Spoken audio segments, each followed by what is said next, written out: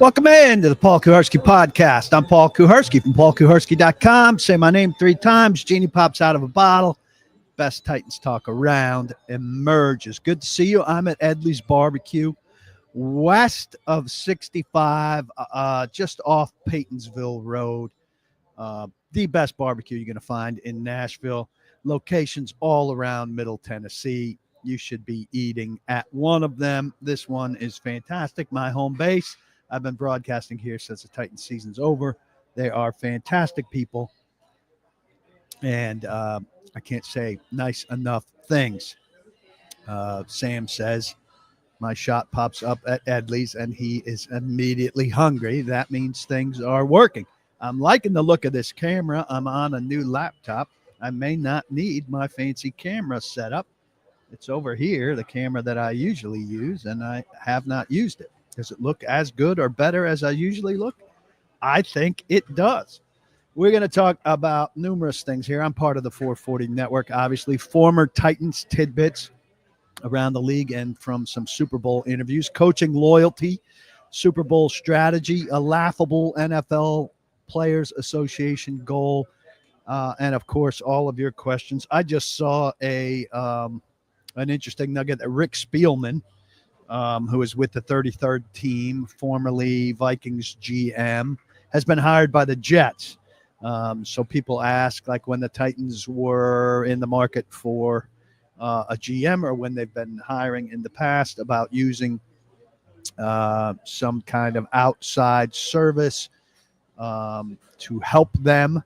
Well, this is exactly the kind of thing happens. Rick Spielman is now a senior advisor for the Jets in their front office, which is, Rick Spielman may or may not be good, but Rick Spielman helped them hire their coach and their GM.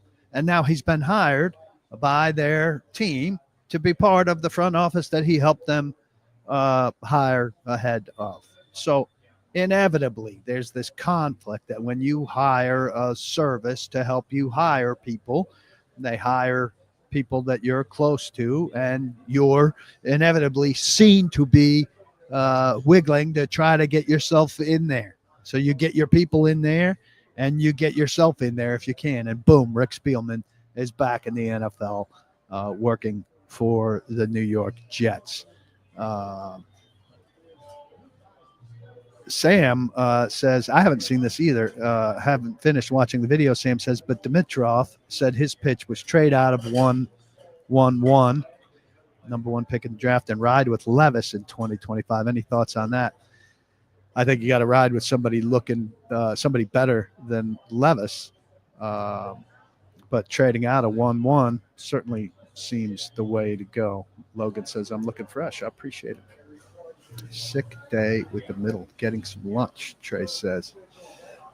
Good day, PK. You should take the middle to EDLEY'S.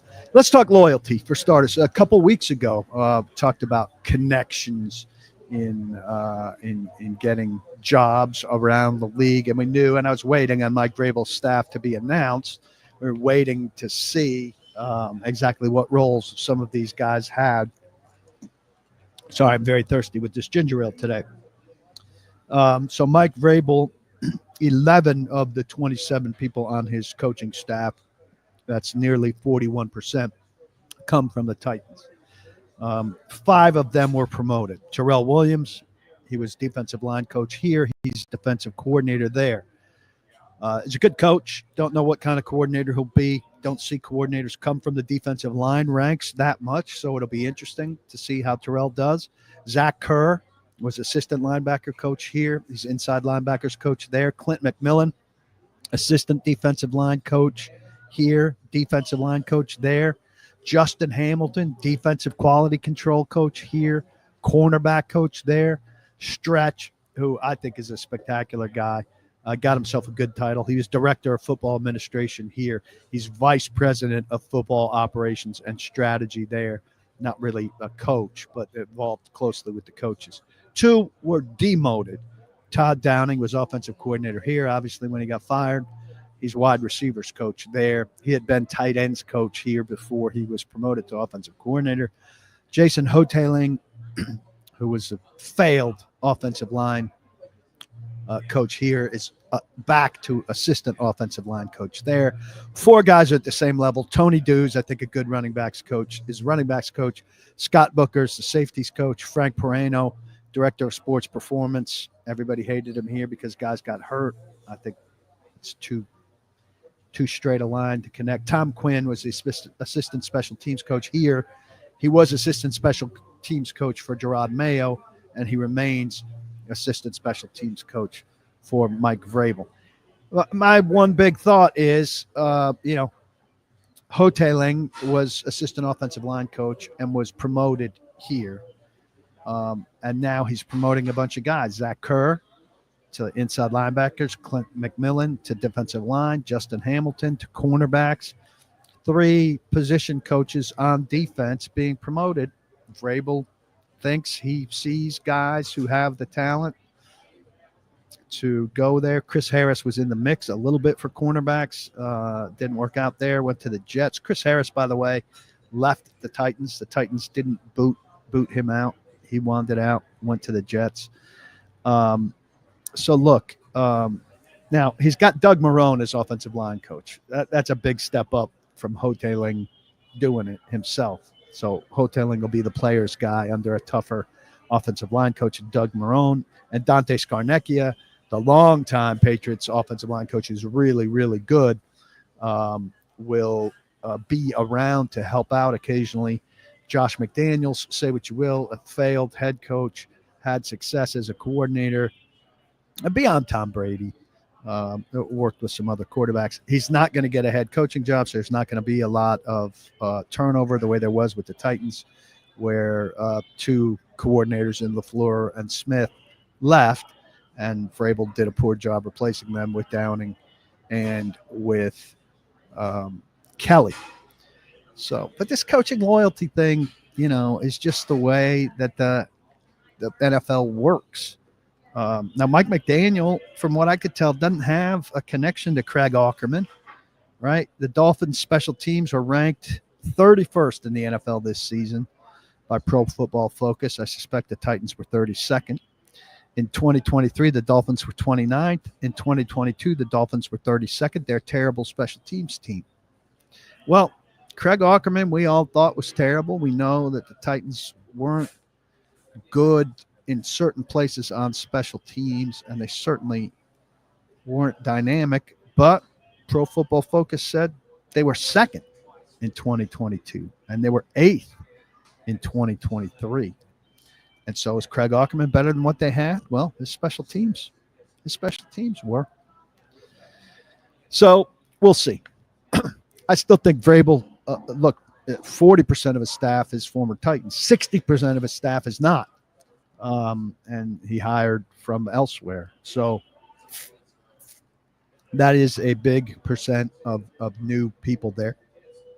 The other thing is, you're just so afraid of hurting people's feelings. Callahan, when Colt Anderson was finally gone, and they were trying like hell to find a place for Colt Anderson to fit in, says, he's a great young coach. He's got a bright future, all of that. Well, if Colt Anderson is as good as Brian Callahan says he is, guess where he'd be? He'd be on Brian Callahan's staff, and he's not. So, it's kind of silly that you have to make such fanfare about a guy that you're letting it go, and you have to polish him up and make such a big deal out of how good he is. When he did poorly for you, you've replaced him with a much, much better guy in Bones Fassel. And so, sometimes you can say less, right? I don't think Chris Harris, Eddie's asking me about Chris Harris. Do I know why he wanted it out? I don't know precisely, but I don't think he was brought in, obviously, by Vrabel, and I don't know how he felt about the fit. Do I get the option to go to the Super Bowl as a media member? I certainly could apply for a credential. I could get a credential, I'm sure, for the week. I don't know if I'd get a credential being a small outlet for the game. If I got a credential for the game, I almost certainly would get a credential inside not a live view of the game, but to be in a media room watching watching on TV in a auxiliary room, able to do interviews afterwards. I've got it elsewhere that I kind of started, Dwayne. Made some notes on. I need to get back into it. When you have one of 32 jobs in the world, you got to keep yourself protected from the snakes, JD said. Well, shouldn't you be able to interview guys and talk to references and discover who is and who isn't a snake, and and find promising young coaches who you don't happen to know already? I think there should be more of that. Ed says, if they trade out, grab a haul, draft some high-impact starters, but one of the two quarterbacks turn out to be a top 10, fair to criticize? Absolutely. Absolutely. You need to have an accurate assessment of these two quarterbacks. But also, I think it's about what they do at quarterback, this year and in the next 3 years, say. Jordan Pace has a question here that I wanted to get into. What do I think of Jim Wyatt interviewing Pac-Man at the Super Bowl, given the threats to him all those years ago? Would I talk to him these days? Well, look, this isn't about the fact that Pac-Man Jones threatened Jim Wyatt. Jim Wyatt's a good friend of mine, but we have completely different stances on Pac-Man Jones, and I want you guys to contribute on this. And Jim's over Pac-Man threatening him, and that's fine. But do Titans fans give a fuck to hear from Pac-Man Jones? And is Amy Adams Strunk excited that to have her media outlet doing stuff on Pac-Man Jones, who is the single biggest draft embarrassment? I don't know. He's up there with Isaiah Wilson that the franchise has had. Nick Suss wrote about Pac-Man Jones as well. Nick Suss wrote something about what Pac-Man Jones thinks the answers for the Titans is. Now, Pac-Man Jones is in the media a little bit. But like, if we saw Albert Haynesworth, or if we saw Vince Young or Michael Griffin or Chris Johnson or Kenny Britt, Derek Morgan, Jake Locker, Kendall, God, what's Kendall's last name? Or Chance Warmack. Are we asking those guys like their breakdown of what's wrong with the Titans and how they should go about fixing it? Kendall Wright, sorry. Are we asking those guys like how do you fix the Titans? Do we care about what all those guys think?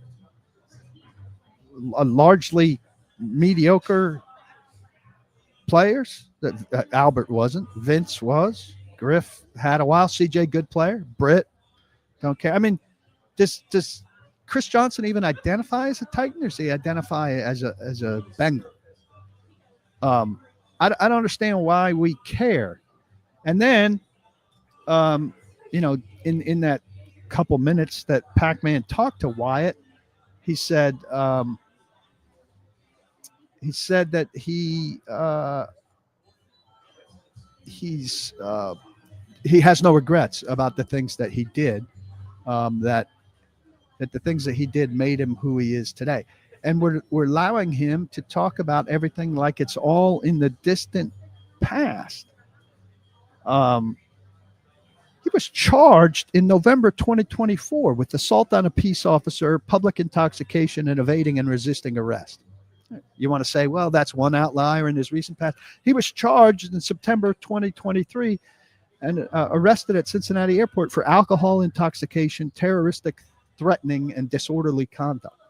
So in 2023 and 2024, he's still getting arrested. So I don't really understand why anybody in the Titans media is interested in what Pac-Man Jones has to say. I'm certainly not. I don't think readers of my stuff give a shit what Pac-Man Jones has to say. I'd love to see. I could look at the numbers on that tweet with the video. I don't know what Nick Suss's thing is going to do. I guess you're at the Super Bowl and you have to get all the content you can get. But I don't really understand it. And this takes me into kind of the title of this thing, Titans Tidbits. We covered Vrabel's staff, and there's Pac-Man Jones. Excuse me. And I've got one more about DeAndre Hopkins. I don't really care about the end of the Bills game, and trading him made perfect sense. And I like DeAndre a lot. But is polishing up his exit necessary? He called Amy Adams Strunk one of the best owners in the league. I mean, there's no way DeAndre Hopkins thinks that Amy Adams Strunk is one of the best owners in the league. Or maybe he's far enough removed from the mess that this team became that his contracts and the way the team treated him make him feel that way. He's going to be here after football. We talked about that. Probably be here in the off season. He's got a lot of business interests in Nashville. Staying in her good graces certainly can't hurt him, but you can stay in her good graces without going overboard about her. The team is a mess. DeAndre Hopkins was a straight shooter while he was here. I hate that he's looking into a camera feeding us that. One of the best owners in the NFL. I mean, come on, he's now with one of the best owners in the NFL. He should be able to really tell the difference. Get some questions about Mike Keith replacement. I've asked some questions this week. I'm getting back some real PR-ish answers. Mike did a lot. His job was very diverse. Still kind of figuring out all of the things that he did and how we want to cover that. Applicants were asked to meet these criteria. One of the following three criteria: prior NFL play-by-play experience, at least 3 years as the voice of an NCAA Division I football program, not counting college radio, or TV network football play-by-play experience. This is far more experience than the names. I mean, Hutton, as good as he is, doesn't have that experience, and all of that. So I also wonder, Kemper, if he's too political these days. And I would hope that they wouldn't go back and look for such things. But if you're local like he is, there's got to be tape of him saying not so nice things about Amy Adams Strunk, and the way they operate these days. I wonder if that wouldn't hurt things. Robert says Pac-Man at the least had rather significant impact on the team during that couple years. Well, so did some of these other people I'm mentioning. Vince Young. Do you care what Vince Young has to say about the Titans right now?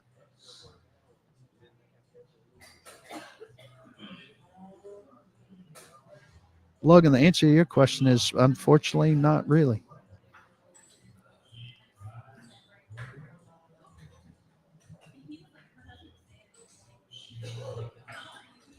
Dwayne says, if it was an all-time great, a catch-up, what are you doing now is okay. But don't care to hear from most of the roster filler former Titans. I saw a nice Logan Ryan piece. I think Logan Ryan was a super solid Titan, so I was interested in him. And I understand what the Super Bowl is. But I don't understand why the Titans would want Pac-Man Jones representing them in any way, shape, or form. Or why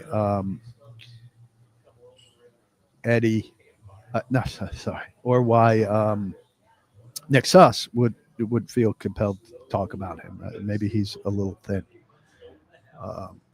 So what else do we have here? Hit me with your questions. I will get back into my notes here. I've got the play-by-play stuff here. We have some giant shoes to fill. Mike took on so many roles over the years. We added TV shows, podcasts. He was an ambassador for us.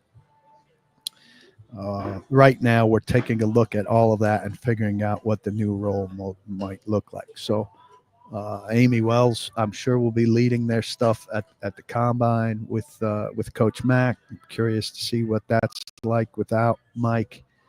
I'm sure they'll lean heavily on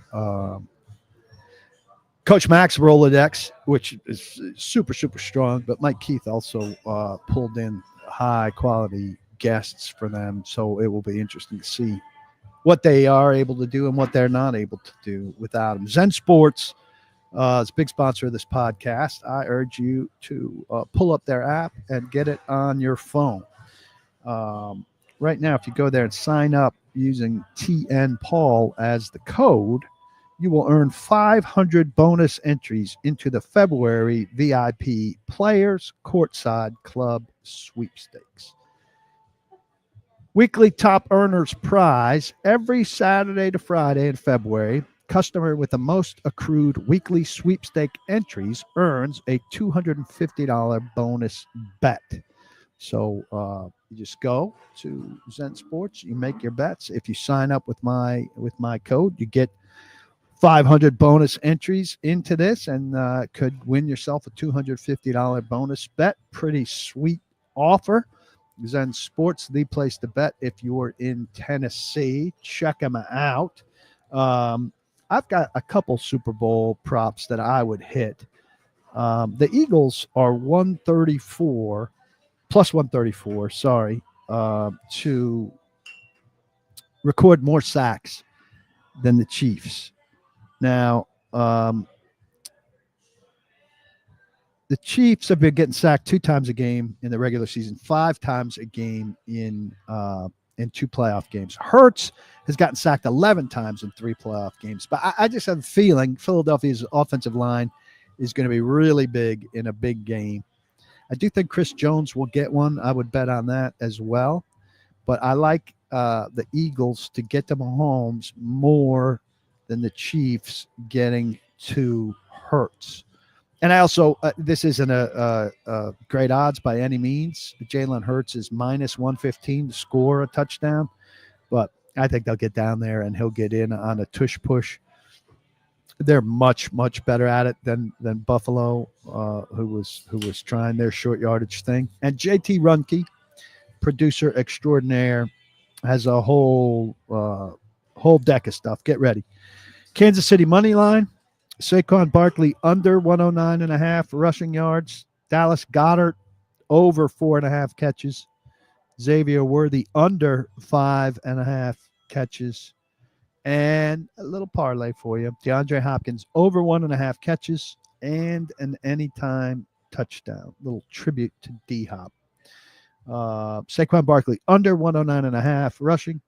Goddard over 4.5 catches. Worthy under 5.5 catches. DHop over 1.5 receptions and an anytime TD. Zen Sports, they're good to me. I hope you'll be good to them. Gambling problem, call 1-800-889-9789. Must be 21 and over and located in Tennessee. $5 minimum wager to qualify for an entry in the bonus bet sweepstakes for the Player Courtside Club sweepstakes. Check them out. Appreciate you. Super Bowl strategy. I talked about this earlier in the week. I think that you've got to send a message early. And I think that there's just too much. This talk about the referee conspiracy and everything, I don't buy that. Good teams get too many calls. And the Chiefs certainly get too many calls. I understand the urgency to keep quarterbacks healthy. You don't want to see quarterbacks out of the game or missing long stretches of games. And that goes for Hurts, and that goes for Mahomes, and that goes for Burrow, and that goes for all the good quarterbacks. The thing is, Mahomes and these guys who kind of toe the sideline and try to grab a couple extra yards and look for the hit that's going to get them 15, I think that the damn Eagles ought to hammer him the first time he does that. Not anything dirty, but just deliver a real hard football shot. Make him suffer the consequences for that. Make him get up slow, feel a jolt, take the 15-yard penalty, and make it clear. You're going to screw around on the sidelines. we're willing to take the consequences. We're not going to allow for it. And I would do some tone setting defensively with that early in the game, and take my chances from there with him. What else is on your mind, people? I'm rooting for the Eagles. My wife's from Philadelphia. My son's in the Eagles, into the Eagles, and I have this thing where the three-peat makes the Chiefs one of the greatest teams of all time. And I don't see them somehow as on par with the best of the Patriots, with the best of the Steelers, with the best of the 49ers. I don't want them in that conversation. Yes, this is exactly right, Logan. I have that in my notes. Similar to Patrick Ewing at goaltending, he had 5 goaltends in the first 5 minutes. 5 goaltends in the first 5 minutes against UNC in 1982. It really set a tone. Though the Hoyas did still lose that game. For those of us old enough to remember, Fred Brown threw the pass away at the end. It wasn't versus Nova. That was versus UNC. Good job. Yeah. MB's with me. He taking the first shot of Mahomes. Fangio should tell his defense that it doesn't matter if he's out of bounds or not. Well, hopefully you're getting to him before he's out of bounds. But Sam says the same thing. Defense needs to make Mahomes feel them. Yeah, no, Logan, that's a good pull. No, I had to look it up. I didn't know who Georgetown was playing or what year that was. I just remember it very clearly. It was interesting that in one of the articles I found when I was looking that up, somebody said that I think it might have been Charles Oakley saying that as good as Ewing was in the NBA, he was not the player that he was at Georgetown. Never as dominant. And that's true, probably. But he's a hell of a player for the Knicks. I was a Knicks fan. I watched his whole career. The first Mike Keith sack call in Knoxville will be something, Robert says. His sack call is not his best work, I don't think.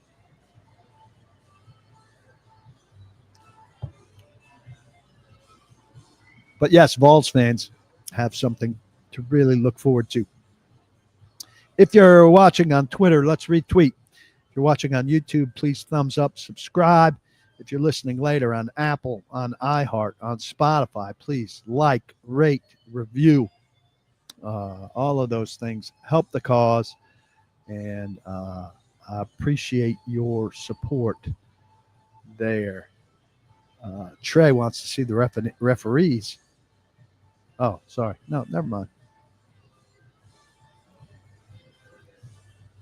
Saquon, 150 and 2 touchdowns. I mean, Saquon's very much the story of this game.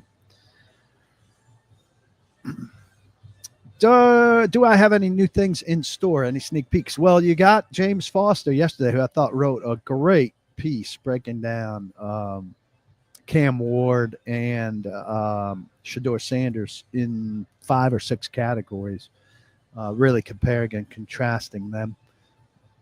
Logan going on to say James Foster article was a great surprise. So he will at least through the draft be contributing on a weekly basis. So that's something to look forward to. I thought that piece was terrific. I've respected his work for a long time, and I'm looking forward to Titans' focus on him, which will be very interesting for us all. So James Foster, a great addition to paulkuharsky.com.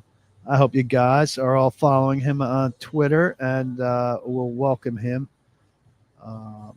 And that'll be fun for everyone.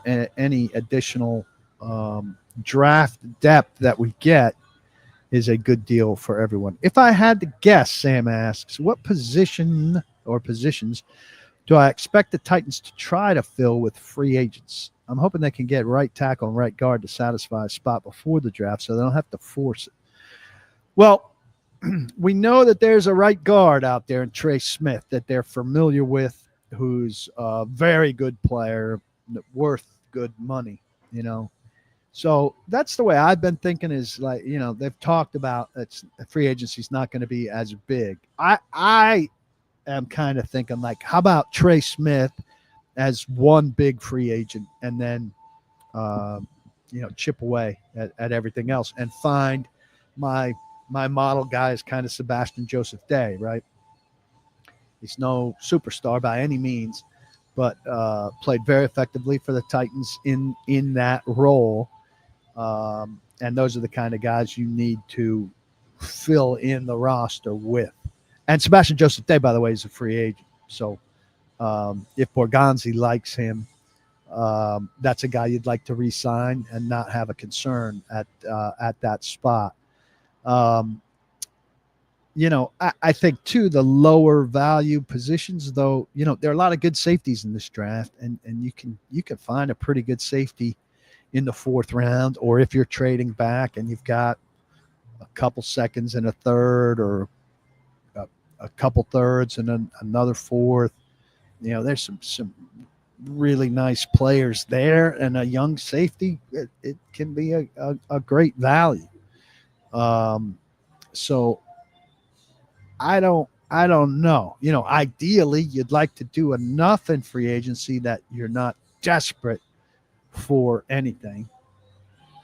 If they don't do anything in free agency at quarterback, obviously that tells you that they're drafting something. You want the offensive line addressed, both spots. I'd be satisfied if they address like 1.5.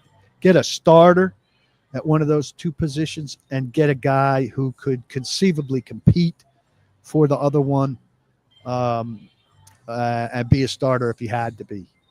So you get 1.5 there, and then you're definitely drafting another one and bringing in 3 total. And I think they'll probably be done with Radens if there's a team out there that thinks that Radens is a starting caliber player. That's not going to be the Titans. So I think there could be maybe even more turnover than people think, because I bet somebody does see Radens as a starter. It's thin out there on the offensive line. I'm not an NBA guy, but boy, the Luka trade, that's a shockwave thing. I was awake in front of my TV, and I just really enjoyed watching all of the reaction. And then people were trying to come up with like MLB and NFL equivalents, and I thought that was very poorly done. I didn't think anybody came up with a good NFL equivalent. Hall of Fame will be announced tonight at NFL Honors, and that's the one thing I miss the most about not being at the Super Bowl, because I would go to Honors and strut around. I had a pretty good pass. I would see a lot of the celebrities and get a lot of cool pictures. John Hamm and Amy Adams and Mariska Hargitay, among the people that I got close to rubbing elbows with in the past. And then the first 2 seats of the press conference after the Hall of Fame honors part, after they were on stage with honors, when they come to the press conference, first 2 rows are reserved for, I don't know who else, but selection committee members, and they get to ask the first questions of those guys. So very good proximity to take pictures and ask questions and to write stories there. I've got we don't know who's in. I know the final 7 of the modern eras. Out of those 7, who got 80%? I don't know. Won't know until they're on stage tonight. Usually they would tell us, but there's been leaking problems, and so understandably they're not telling us. Not even the release a little bit ahead of time to give us a head start on writing. But I've got a chart like, here are the 15, here are the 10, here are the 7, and here's who I voted for, the 5 I voted for, and then I'll have to fill in here's who made it. And I've got some thoughts on certain people. So hopefully people will find that of interest when I publish that tonight. Shortly, I'll do some writing after I see the results and share that. Hopefully people will find that of interest. Yeah, Ewing's finger roll against the Pacers. Not as bad as Charles Smith going up 3 times and failing to even get a foul call at the Garden. Trey says he loves what I'm doing with the local talent guys we know on social. Great collab. I appreciate that. Caleb still needs to get to read that one. I appreciate it. If anybody, I've got a glitch going on there. So if anybody's a member and has trouble getting in, just email me, pkuharsky@gmail.com. Also, if you're interested, all 22, pkuharsky@gmail.com. Yeah, the Myles Garrett's doing a good job for himself going to Radio Row at the Super Bowl and talking to a lot of people. I've seen a lot of people asking about the Commanders, which would be a hell of a matchup. He's a great personality and a phenomenal player. But look, Cleveland holds all the cards here, and if I'm the Browns, I don't know that I'm super excited about training him. I understand Browns people being really down on the Browns fans, but that team is not, I don't think, as terrible as they think. I mean, of all these teams that are really down, I'd like to be the Browns. I wouldn't like the salary cap implications of Deshaun Watson, but I wouldn't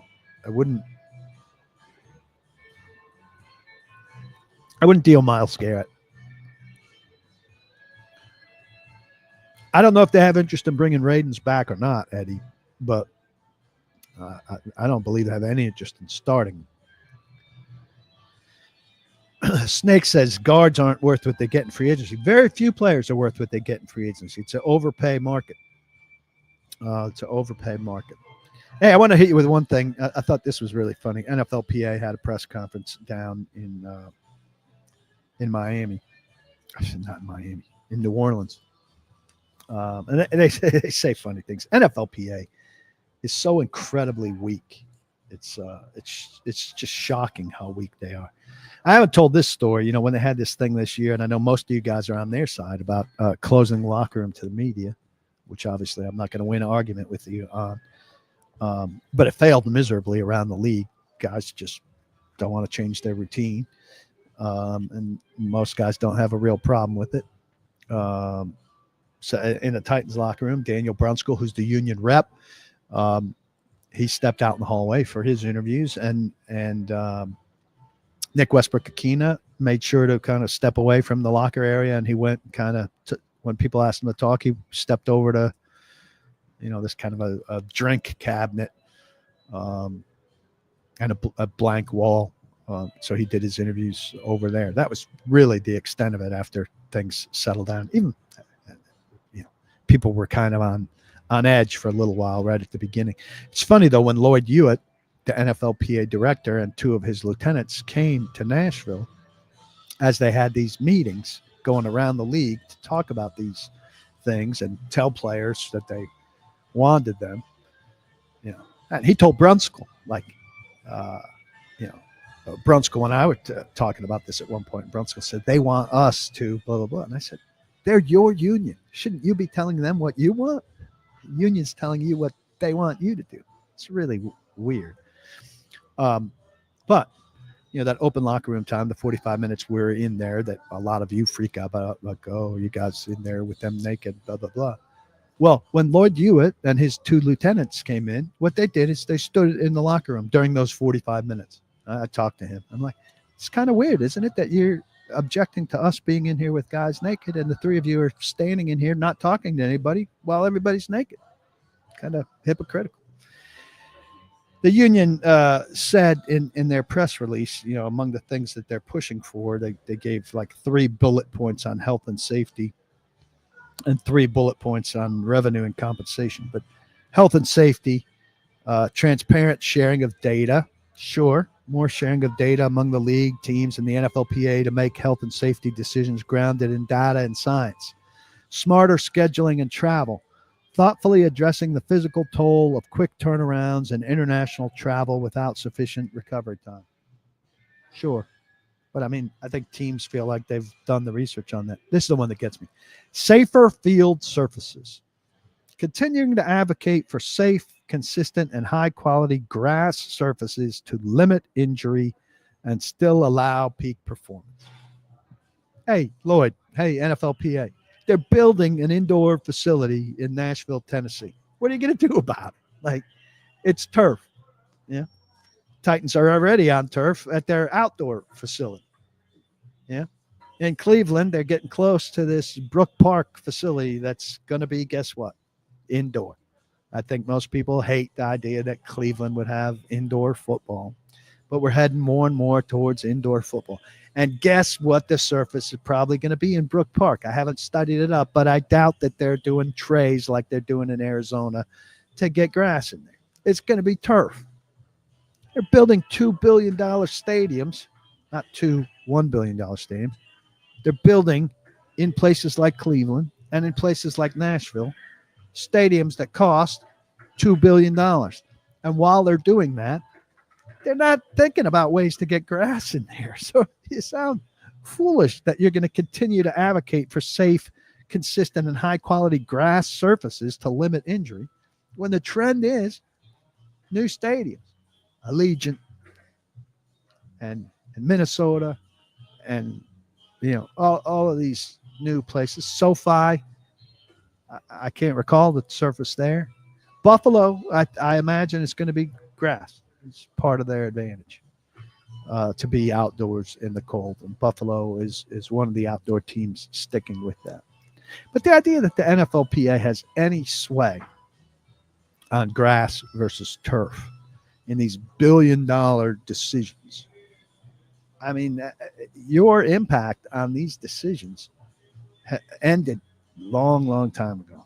You're a weak union. They're going to get an 18th game, and you're going to get reporters out of the locker room and like maybe one big win. Free agency after 3 years or end the franchise tag or something like that. They'll give you one big thing and then a bunch of scraps, and you'll take it because guys can't afford to strike because their careers are too short. And, I mean, it's just laughable. Ed Henry, does Peter King still have a Hall of Fame vote? He is not on the main committee, the main selection committee. He is, as my understanding, he's on one of the subcommittees. I'm an alternate on the senior committee, and he was not on that. So I think he still is, if memory serves me right, on either the coach or the contributor committee. 8 of the 22 starters in the Super Bowl, well, there are more than 22 starters in the Super Bowl, right? 11, 22 starters on each team are free agent trades. Hopkins, Brown, Thuney, Taylor for KC, and Barkley, Brown, Dotson, Becton, Philadelphia. It's interesting, though, the numbers, Logan, are a little bit off. Poor P.J. Tucker. He's been traded 3 times in the last 5 days. Another request for the Elsewhere episodes. I will get on that.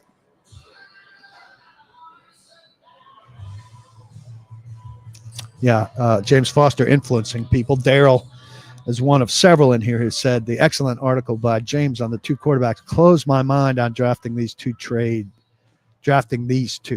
down and get more picks.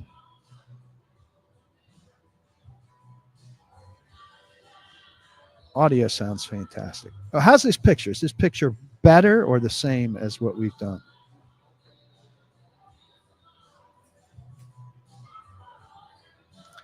Do I think Goodell is trying to push off the Saints news until after the Super Bowl? His response to it was pretty lacking. No, that's his response. He's not going to say much more.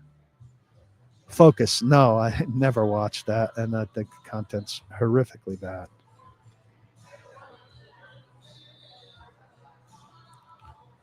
Yeah, smarter scheduling.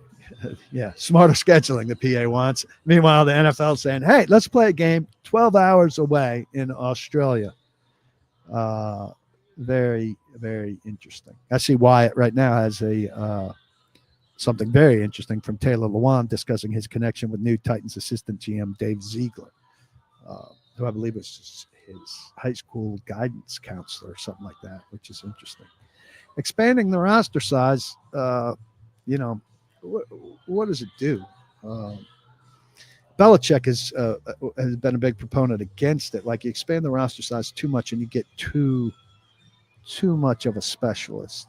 And I think that's dangerous. So you don't want to go that big.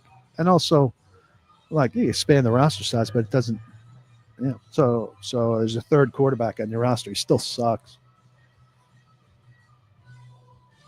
Can the Guardian helmet not be underneath the hard cap? No.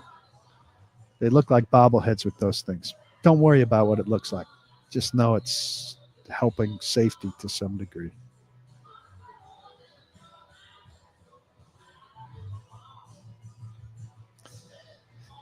Not hearing anything on which free agent quarterback they might have the most interest in. Things like that maybe start to come out during the combine. I mean, I'm really curious about what the price would be for Matthew Stafford if he in fact is available, because he's very clearly the best guy, even at 36. That would change everything for me if Matthew Stafford was available. Browns were in the playoffs last year with Joe Flacco, Jason. He says, I don't follow the Browns, but they don't have much good to show for having Garrett, a good coach, and good pieces. They're in the playoffs a year ago with Joe Flacco. I have no doubt. Jordan says, if Borgonzi starts referring to AAS as Miss Amy, is it safe to say it's culturally mandated or perhaps demanded by her? No, I think it's just everybody falls into it. He'll hear other people doing it, and he'll start doing it. I'm sure it was done in the interview where Callahan or Chad said, well, Miss Amy, what do you think? And he hears that cue and picks up on it.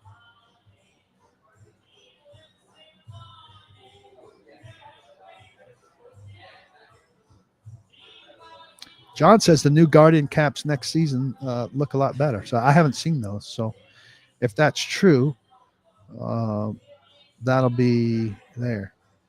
Now, expanding the roster size just makes cap issues worse. Why would any active player vote for that? No, they'll vote for more players. More jobs is good. There are a lot of players who are fringe players, and they'll vote for it because a fringe player has a better chance of making the roster, and they're not expensive players. So the cap would adjust accordingly. I don't think that's an issue.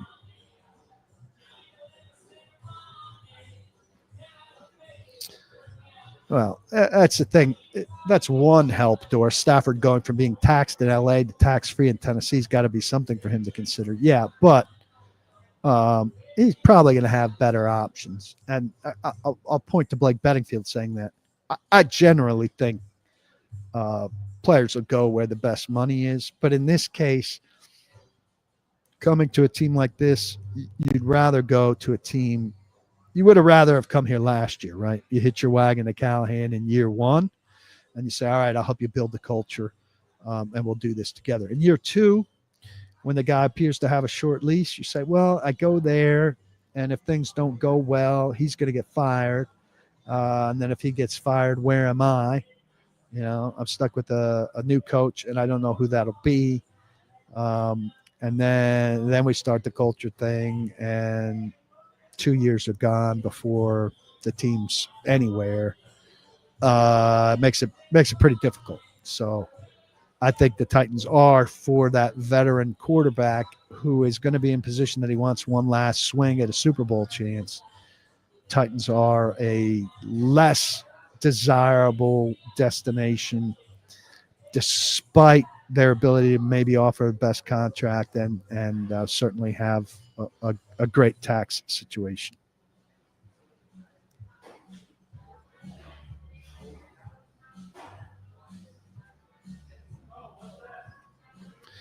No, Nicholas here is saying Belichick, well known for being stuck in his ways, is coaching up Tar Heels. He probably thought roster size was strategically important to his individual approach to team building. So by advocating not to expand, he's just talking his book. I disagree. You have a very reasonable argument for it. You expand too much, and then you really allow specialization. Then you've got inside linebackers who are very much stuffers, and you've got inside linebackers who are very much uh, coverage guys.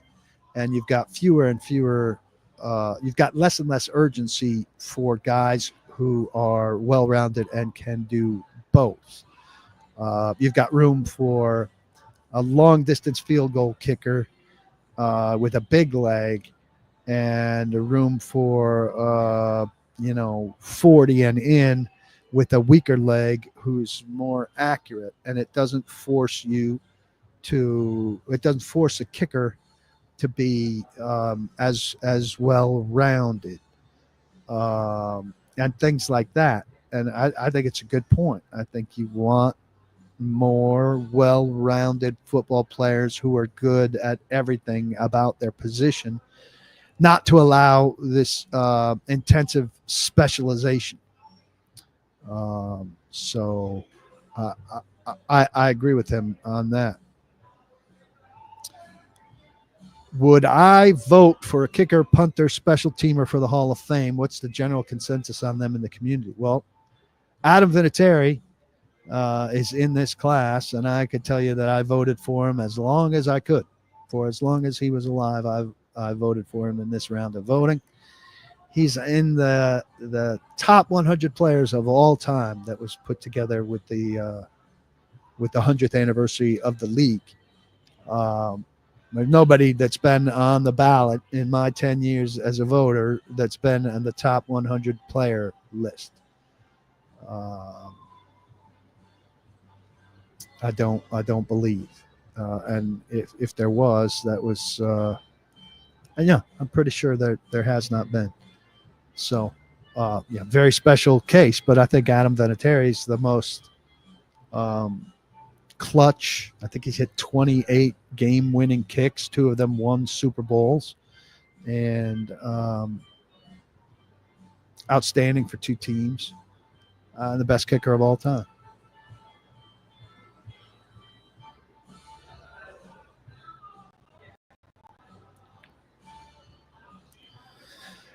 Yeah, Focus says, I need to see what we do in free agency to build a draft scenario. This team has lots of holes. What 3 positions would I fill in free agency? I don't have the lists in front of me. I mean, the 3 biggest needs: quarterback, obviously, and then edge, and right tackle and receiver. I don't think you're finding a receiver there that's going to make a huge difference for you. So I'd cross that off of free agency. You're not going to find the kind of receiver you need in free agency. So the 3 positions I'd try to address, well, I mean, you can address all 3 of those positions in free agency: quarterback, edge, and right tackle, and still address them in the draft. But I don't think you're going to adjust them with massive money and massive deals. And I don't think, I think virtually everybody that's free at those positions has some kind of hole. Certainly the quarterbacks do. I think the right tackles have age or injury issues. And edge rushers, all have questions. Would I vote for a guy like Matthew Slater from New England? 10 Pro Bowls when that mattered and 2 All-Pros. Was always considered the best special teamer in the NFL, but isn't a flashy position. I'd have a hard time ranking Matthew Slater ahead of position players who played more snaps with more effect, who also have 2 All-Pros or more. I think it's easier to make the Pro Bowl at that position as a standout guy once you get your reputation. The reputations are influential for a lot of guys, but I don't like his chances. 5 All-Pros, you say. So 5 All-Pros. I mean, they're going to be comparable guys, better guys at positions. I was down on I was down on Hester for that reason. Played so much less. Now, I mean, ultimately, I was sold on his impact. Ultimately, I was sold on his impact, and I didn't protest when he got there. But I think it's a lesser thing than a position player who's on the field, all the time. What else we got? John, you'll send me that link about the Guardian caps, and I'll look at it.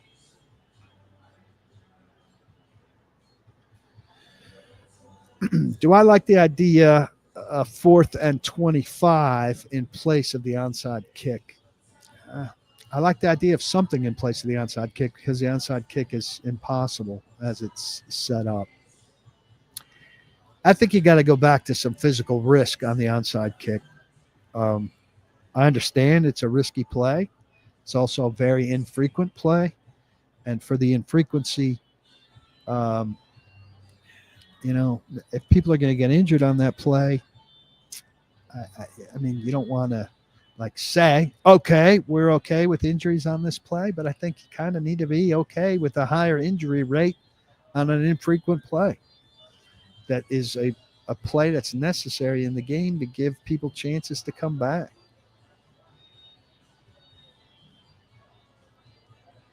I'm not saying the Browns are good, Jason. I'm saying the Browns are in a better situation with their roster than the Giants, the Titans, the Jaguars. What else we got? We're wrapping up here. I'll take a couple more. It's been good talking to you guys. I appreciate it. As always, you got to eat at EDLEY'S BBQ. Locations all over the mid-state. Franklin here in Berry Farms, which is just west of 65, on Paytonsville Road. Terrific.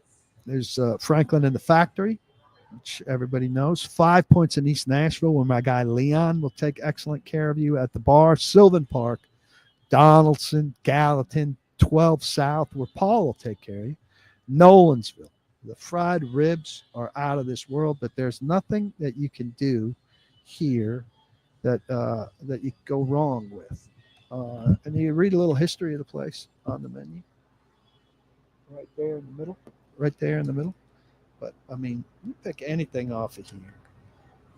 You come in and you study this thing. You study it like Will Levis was studying the Titans playbook.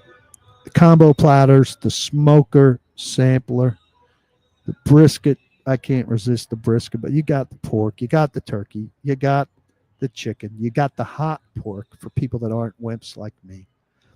Smoked wings, hot chicken, catfish, smash burger, salads if you insist, shareables, these barbecue nachos and fries. Never mind sharing them. My family will have it as an entree sometimes.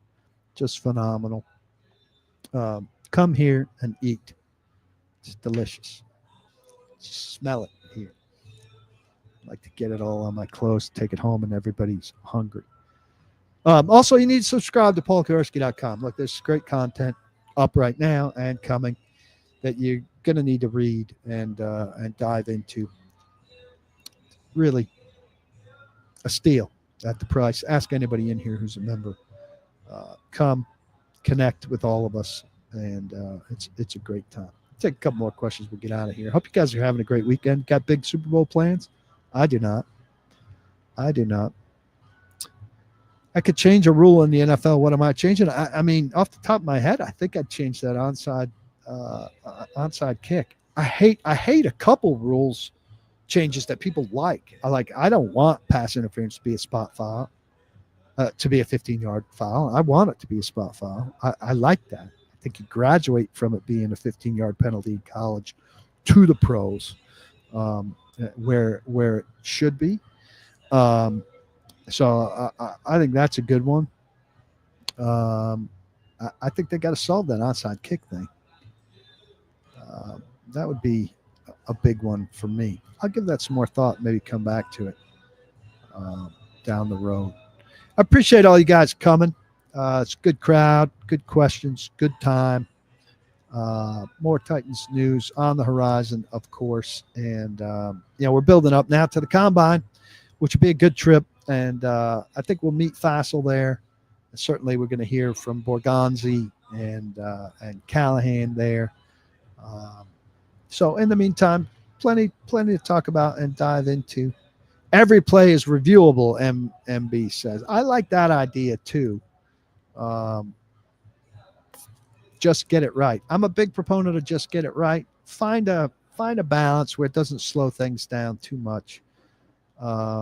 Every play is reviewable, but then give the coach a limitation on the flags he can throw.